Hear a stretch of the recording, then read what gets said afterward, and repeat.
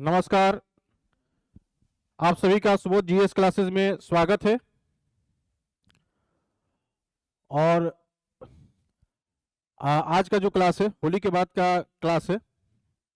और चूंकि अभी छुट्टी चल रहा है, लेकिन हमारे यहाँ जो क्लास है वो ऐप के माध्यम से और यूट्यूब के माध्यम से क्लास चल रहे हैं। ठीक है, तो जो स्टूडेंट यहाँ पर उपस्थित नहीं है क्लासरूम में, वे अपने घर से स्टडी करेंगे। ठीक ना।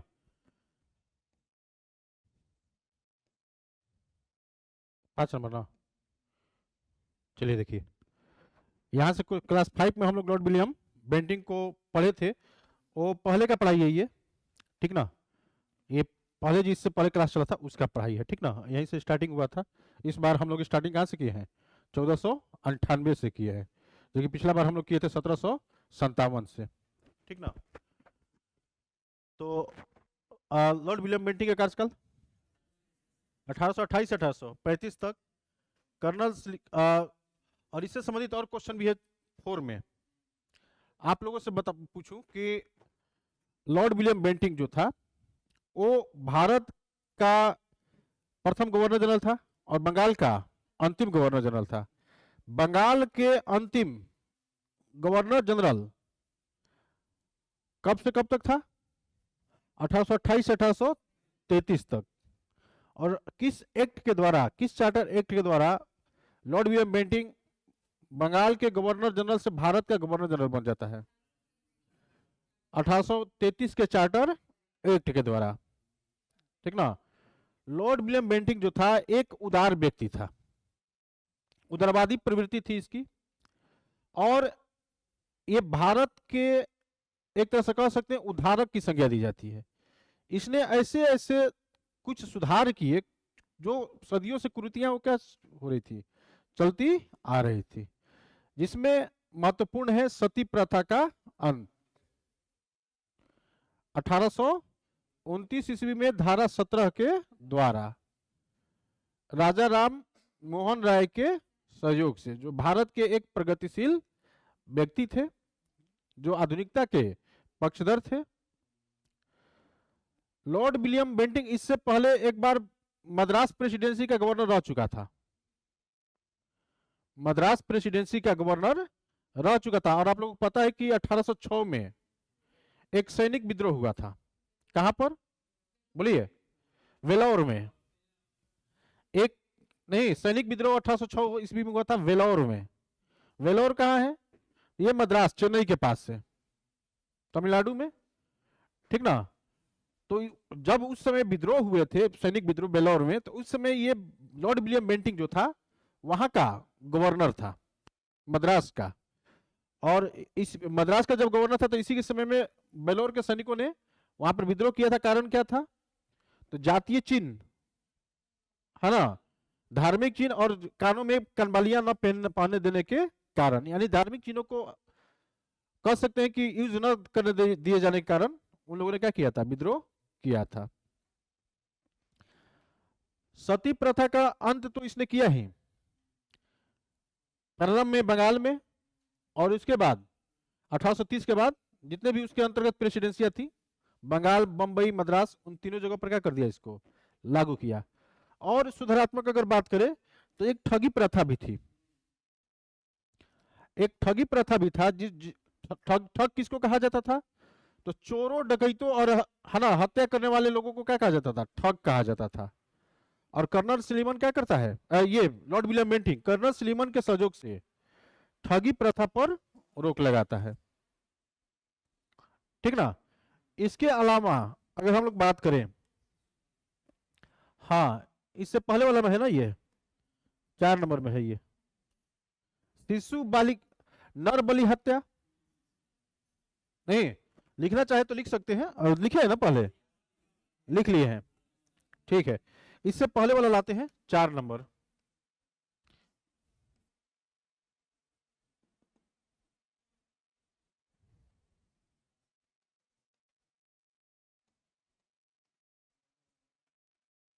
हाँ, यहां से लॉर्ड विलियम बेंटिंग, ये सब पढ़ाई हो चुका है पहले। 1828 से 1835 का कार्यकाल, ठीक ना, ये सब देख लीजिएगा। इसके आगे चलेंगे तो ठगी प्रथा के बारे में जाने। ठगी प्रथा पर रोक किसने लगाया? Lord William Bentinck. किसके सहयोग से? कर्नल सलीमन के सहयोग से। नर बलि हत्या होती थी मंदिरों वगैरह में, है ना। नरों की, क्या मनुष्यों की, मानव की बलि दी जाती है, जिसको इसने क्या किया? समाप्त किया। शिशु बालिका हत्या किया जाता था, विशेषकर राजपूत जो जातियां हैं उसमें, है ना। पहले क्या किया जाता था? अब जो बालिका शिशु होती थी उसकी हत्या कर दी जाती थी। उस प्रथा को भी इसने क्या किया? समाप्त किया। तो ये चार आप देखेंगे, चार बातें: सती प्रथा, ठगी प्रथा, नरबलि और शिशु बालिका हत्या। शिशु बालिका हत्या, ये तीनों पर रोक किसने लगाया? Lord William Bentinck. शिशु बालिका हत्या है ये, ठीक ना। ये तो धार्मिक सुधार की बात हो गई, धार्मिक और सामाजिक सुधार है। हाँ, ये खत्म हो गया। इसके बाद 5 नंबर में है,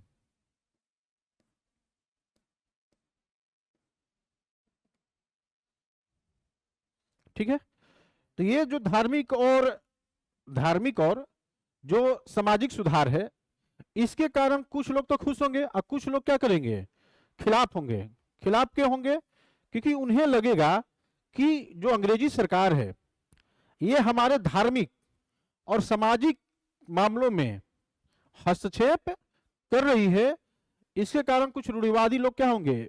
इसके खिलाफ में आवाज उठाएंगे, ठीक ना। तो आगे चलकर देखिएगा तो दोनों तरफ से मत और, है ना, कई एक प्रकार के इसके एवज में क्या आता है? संगठन आता है, आगे हम लोग देखेंगे, ठीक ना। ये सब तो हम लोग पढ़ लिए। 1833 का चार्टर एक्ट के द्वारा बंगाल के किस गवर्नर जनरल के समय में पारित हुआ? 1833 का चार्टर एक्ट बंगाल के किस गवर्नर जनरल के समय में पारित हुआ था? लॉर्ड विलियम बेंटिंग के समय में पारित हुआ था, ठीक है। किस एक्ट के द्वारा बंगाल का गवर्नर जनरल का पद समाप्त कर भारत का गवर्नर जनरल कर दिया गया? चार्टर एक्ट 1833 के द्वारा, ठीक है। बंगाल के अंतिम गवर्नर जनरल कौन थे? लॉर्ड विलियम बेंटिंग, क्लियर है। भारत का प्रथम गवर्नर जनरल कौन? Lord William Bentinck. ये जल्दी याद नहीं रहता है, आप लोग याद रखेंगे इस चीज को, फ्रैक्चरेट करके रखेंगे, ठीक ना। क्योंकि ऐसा बहुत सारा है, बंगाल के प्रथम गवर्नर, बंगाल के अंतिम गवर्नर, बंगाल के प्रथम गवर्नर जनरल, बंगाल का अंतिम गवर्नर जनरल, भारत के प्रथम गवर्नर जनरल, ऐसे है ना। तो ये घोषपूछ, इसलिए अलग अलग फ्रैक्चरेट करके आपको बता रहे हैं, इसको ध्यान पर रखिएगा। फिर से बताएंगे, बंगाल के अंतिम गवर्नर जनरल कौन? Lord William Bentinck. भारत का प्रथम governor general lord William Bentinck. किस एक्ट के द्वारा यह भारत का गवर्नर जनरल बना? चार्टर एक्ट 1833 के द्वारा। अब यहां पर देखिए, ये धार्मिक और, है ना, सामाजिक सुधार करता है। इसके अलावा शिक्षा पर भी यह काम करता है। शिक्षा पर पिछले क्लास में हमने बताया था कि 1813 के चार्टर एक्ट के द्वारा, किस एक्ट के द्वारा? 1813 के चार्टर एक्ट के द्वारा पहली बार भारतीयों की शिक्षा के लिए 1 लाख रुपये के सरकार द्वारा अनुदान की व्यवस्था की जाती है। जैसे आज के डेट में देखेंगे कि शिक्षा की व्यवस्था कौन करता है? सरकार करती है, अपने संसाधनों के बदौलत नहीं। तो देखेंगे कि ऐसा पहली बार कब हुआ था कि जब सरकार ने भारतीयों की शिक्षा पर खर्च करने के लिए 1 लाख रुपए का अनुदान की बात कही थी। तो चार्टर एक्ट 1813 के द्वारा, लेकिन वो अभी तक लागू लॉर्ड विलियम बेंटिंग तक नहीं हो पाया था। कारण क्या था कि यहां पर कुछ मतभेद हो गए थे।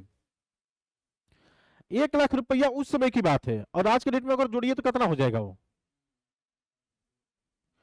नहीं, 1 लाख रुपया वो अरबों रुपया में हो जाएगा, होगा कि नहीं होगा? तो 1 लाख रुपये का, अभी के समय में लग रहा है ना कि 1 लाख रुपया बहुत कम है, लेकिन उस समय के जमाने में क्या था? बहुत ज्यादा था। तो एक उस अनुदान को कैसे खर्च किया जाए, इसको लेकर बड़ा, है ना, पेचीदा सवाल उठ गया।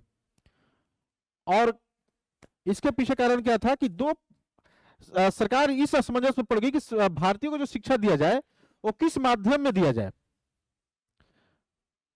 शिक्षा का उद्देश्य क्या हो, शिक्षा देने का माध्यम क्या हो। नहीं, शिक्षा हम लोग किस माध्यम में प्राप्त करते हैं, हिंदी की इंग्लिश, दोनों ऑप्शन है हमारे पास।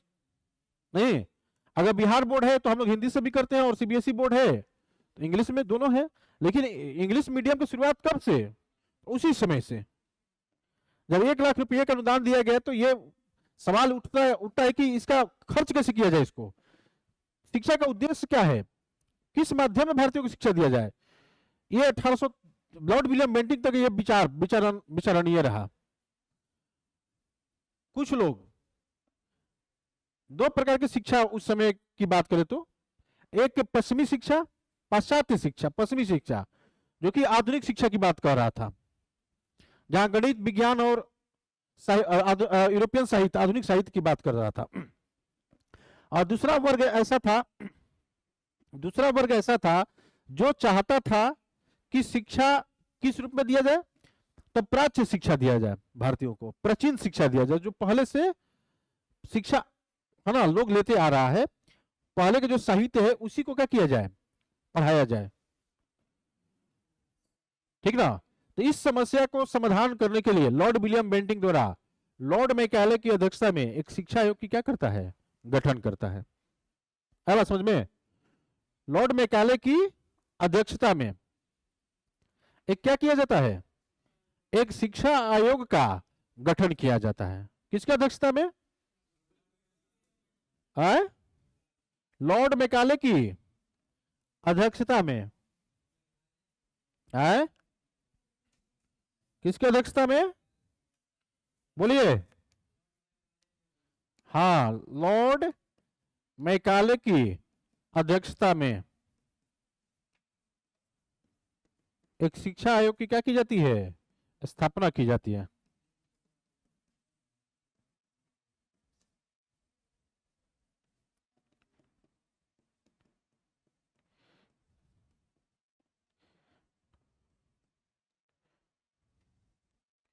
शिक्षा आयोग का गठन कौन करता है, तो करता है लॉर्ड विलियम बेंटिंक।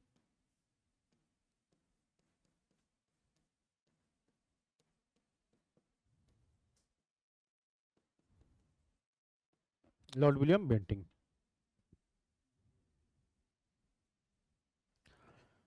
और ये लॉर्ड मैकाले अध्ययन करता है और 1935 ईस्वी में एक रिपोर्ट प्रकाशित करता है ये।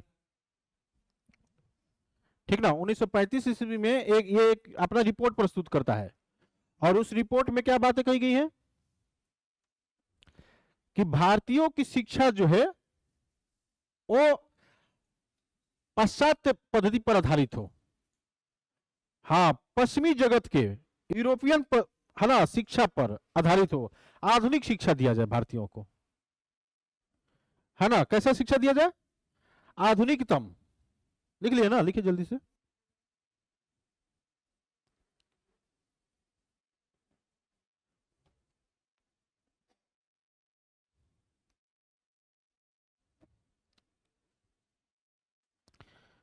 चलिए, तो लॉर्ड विलियम, ये हम लोग किसकी बात कर रहे हैं, लॉर्ड मैकाले की। लॉर्ड मैकाले ने भारतीयों की शिक्षा की पद्धति की बात करता है ना, और कैसी शिक्षा देने की बात करता है, पाश्चात्य शिक्षा, जिसका माध्यम क्या हो, किस माध्यम में शिक्षा दिया जाए, अंग्रेजी माध्यम में शिक्षा दिया जाए। और अंग्रेजी माध्यम में और पाश्चात्य शिक्षा देने का उद्देश्य क्या था अंग्रेजों को, वे भारतीयों के एक ऐसे वर्ग तैयार करने की कोशिश कर रहे थे। उन लोगों ने सोचा कि भारतीयों का एक ऐसा वर्ग तैयार किया जाए जो रंग रूप में देखने में कैसा लगे, भारतीय, लेकिन रुचि में, बुद्धि में नहीं, विचार से वो कैसा हो, अंग्रेज हो, यूरोपियन लगे, अंग्रेज लगे। रंग रूप से कैसा लगे, भारतीय, लेकिन विचार से, रुचि से, सोच से नहीं, बुद्धि से। वो कैसा हो, अंग्रेज लगे। और उनका मकसद ये था कि इस तरह से शिक्षा देकर हम क्या करेंगे, जो आधुनिक शिक्षा देंगे यहाँ के बच्चों को, तो वे हमारे फेवर में क्या करेंगे, काम करेंगे, और हमारी यहाँ पर जो साम्राज्य है वो सुरक्षित रहेगा। बात समझ गए? तो इस तरह से आप देखेंगे कि लॉर्ड मैकाले ने भारत में अंग्रेजी शिक्षा का सिफारिश किया था। तब से भारत में अंग्रेजी शिक्षा चल रही है, आज तक चल ही रहा। नहीं, चलिए, शिक्षा की बात हो गया।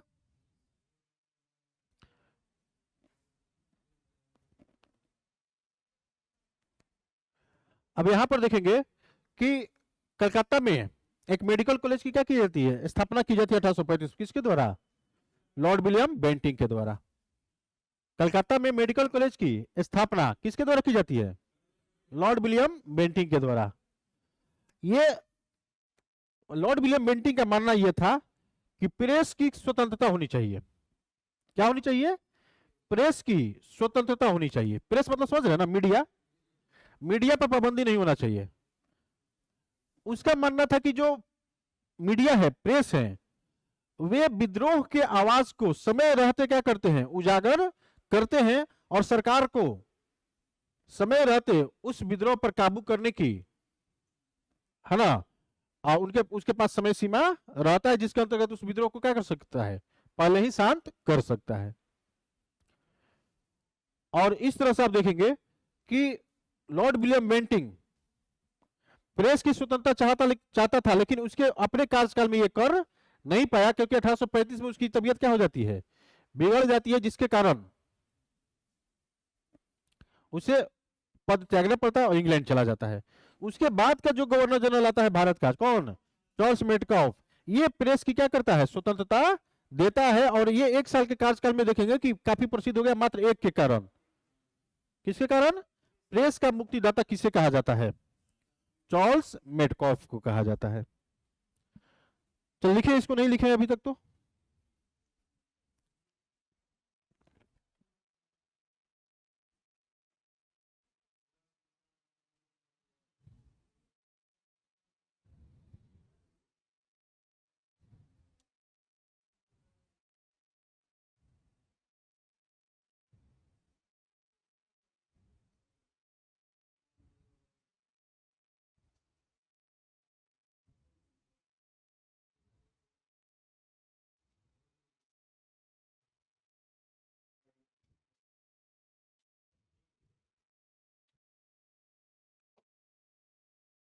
हो गया। चलिए, इसके बाद देखेंगे कि लॉर्ड विलियम बेंटिंग का एक और सुधार था। क्या नहीं लिखे हैं? लॉर्ड विलियम बेंटिंग का एक और सुधार था। वो सुधार था, देखेंगे कि नौकरियों में जो आप हम लोग कंपटीशन की तैयारी करते हैं, आप लोग कंपटीशन की तैयारी करते हैं नहीं? तो कंपटीशन की तैयारी आपको सरकारी नौकरियों में कैसे रखा जाता है? आपको योग्यता के आधार पर नहीं, अगर आप उस योग्य हैं तो आपको रखा जाता है। पहले क्या होता था कि अनुवांशिक हुआ करता था पद, या जाति वगैरह के आधार पर क्या किया जाता है था, वो पद दे दिया जाता था। लेकिन लॉर्ड विलियम बेंटिंग ने क्या किया कि योग्यता को ही सेवा का आधार माना।